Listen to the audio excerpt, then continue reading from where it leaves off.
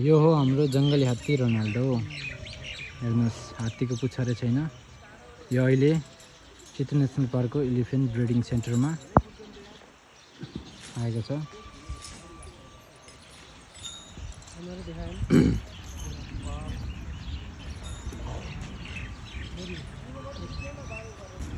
यो अहिलेसम्मकै खतरनाक हात्तीमा गनिन्छ नेपालको। अहिलेसम्म 35 जना मान्छे मारिसकेको छ। डेन्जर हात्ती हो वाइल्ड एलिफेन्ट।